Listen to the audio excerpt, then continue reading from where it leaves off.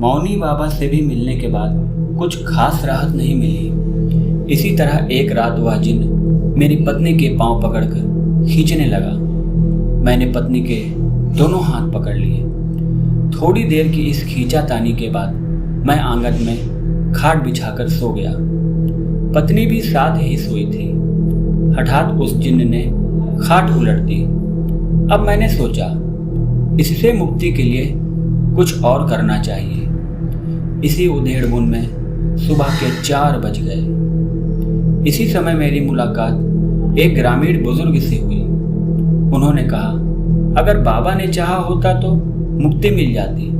खैर, अब आप तिमाही विषहर देवी मंदिर जाएं, जो बछवाड़ा स्टेशन से कुछ किलोमीटर की दूरी पर अवस्थित है। जाइए। मैं दूसरे ही दिन समस्तीपुर जाकर सुबह गाड़ी पकड़कर बछवाड़ा गया। वहां उतरकर पत्नी के साथ पैदल ही रेल लाइन के किनारे किनारे मंदिर जाने के लिए निकल पड़ा। सहसा मैंने देखा रेल लाइन के किनारे मेरे साथ साथ एक पत्थर का टुकड़ा भी लुढ़कते हुए चल रहा है। जगह सुनसान थी, अतः किसी के द्वारा पत्थर फेंकने की संभावना भी नहीं थी। लुढ़कता पत्थर जब रुकता, दूसरा पत्थर उसके साथ ही लुढ़कने लगता। मैंने जब पत्नी का ध्यान इस तरफ दिलाया तो वे बोली वह जिन्न तो साथ साथ चल रहा है। खैर, किसी तरह दोपहर को हम तिमाही विषहर देवी मंदिर पहुंचे। वहां मेरी मुलाकात उजियारपुर गांव के एक व्यक्ति से हुई। वह भी मंदिर में अपनी फरियाद लेकर आया था। उसने बताया कि पुजारी बहुत सिद्ध पुरुष है और इससे पहले इनके पास आकर अपनी मुराद पा चुका हूँ। इस मुकदमे के सिलसिले में उसने खर्च के साथ जीत की भविष्यवाणी की थी, जो सत्य सिद्ध हुई। वह आपको आपकी मुसीबत से छुटकारा अवश्य दिलाएगा। इसी बीच पुजारी जी से भेंट हुई और उसने आश्वासन दिया कि मुक्ति मिल जाएगी। वह व्यक्ति चला गया, परंतु मैं पुजारी जी के पास ही रुक गया। उस दिन मंदिर में टेक लगना था। जून का महीना था। शाम के 5 बजते बजते काफी बड़ी संख्या में पीड़ित व्यक्ति मुक्ति के लिए आकुल हो इकट्ठा हो गए थे। पुजारी आराधना करने लगा। शाम 7:30 बजे वह मंच से नीचे उतरा। एक व्यक्ति मृदंग बजाने लगा और वह पुजारी डाली में चावल तथा एक बड़े तांबे के बर्तन में जल लेकर लोगों का इलाज करने लगा।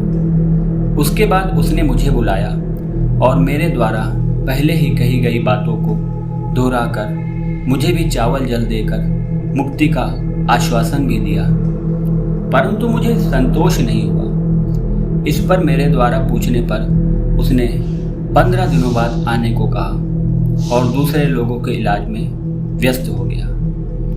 तरह तरह के लोग और तरह तरह की समस्या।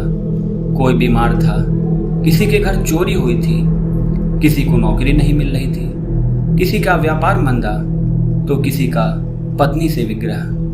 पुजारी सभी को चावल और जल देता और सभी को कठिनाइयों से मुक्ति का आश्वासन भी। इतने में भोर हो गई और साथ ही इस सिलसिले की समाप्ति भी। इसके बाद वहीं आए कुछ लोगों के साथ मैं तेंदड़ा स्टेशन आ गया। उनमें से कुछ गंगा स्नान करके सिमरिया जा रहे थे। मैं भी गंगा स्नान के उद्देश्य से पत्नी के साथ ही सिमरिया गंगा तट पर पहुंच गया। वहीं किसी अज्ञात प्रेरणावश हम दोनों पति पत्नी ने देवघर बाबा धाम जाने का निर्णय लिया और पैदल ही पुल पार कर गंगा जल के साथ हथिदा स्टेशन आया। वहीं चूड़ा आम खाकर देवघर की गाड़ी, जो शाम 6 बजे आने वाली थी, की प्रतीक्षा करने लगा। 9 बजे रात में गाड़ी आई। बड़ी भीड़ थी। किसी तरह सामने के डिब्बे में घुसा, पर यह आरक्षित डिब्बा था। टीटी बिगड़ने लगा तो अगले स्टेशन पर उतर जाने की बात कहकर उसे शांत किया। इसी बीच किसी ने गाड़ी की जंजीर खींच दी और गाड़ी रुक गई।